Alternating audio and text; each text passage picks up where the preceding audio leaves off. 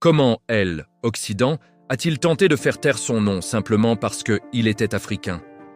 Peut-on découvrir la vérité du monde lorsque l'on est seul face à soi-même, caché dans une grotte? Zera Yacob, philosophe éthiopien du XVIIe siècle, en est la preuve vivante.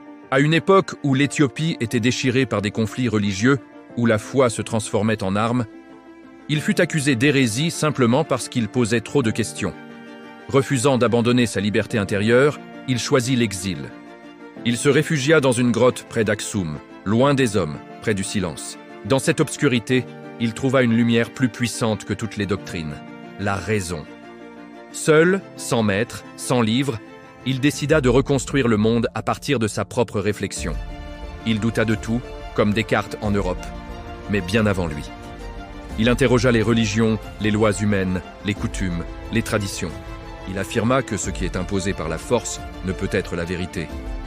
Pour lui, Dieu n'était pas celui qu'on décrit à travers des règles arbitraires, mais une intelligence infinie ayant placé en chaque humain une lumière, la raison.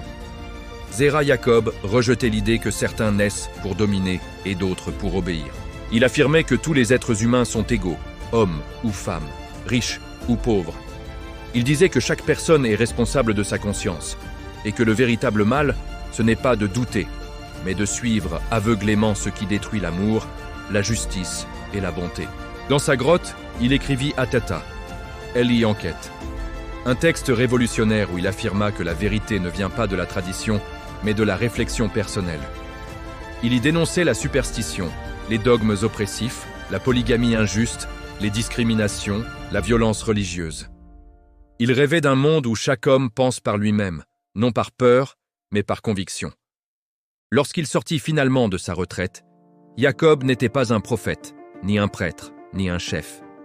Il était un homme libre. Il enseigna sa philosophie à quelques disciples, dont Welda Haywatt, qui transmit à son tour cette pensée lumineuse. Pendant longtemps, son œuvre fut ignorée, cachée, oubliée, mais aujourd'hui elle renaît. Les chercheurs du monde entier redécouvrent cet esprit qui, loin des grandes villes et des académies, a posé les fondations d'un humanisme authentique. Ce que Zera Yacob nous laisse n'est pas seulement un livre, mais une méthode.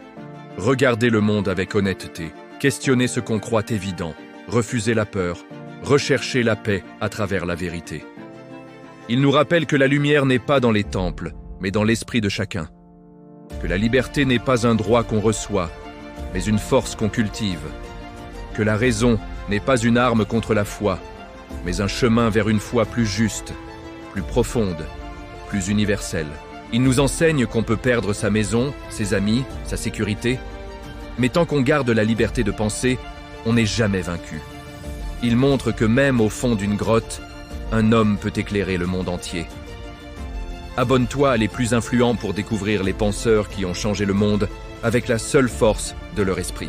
Et toi, si tu étais seul face à toi-même, que resterait-il de tes certitudes?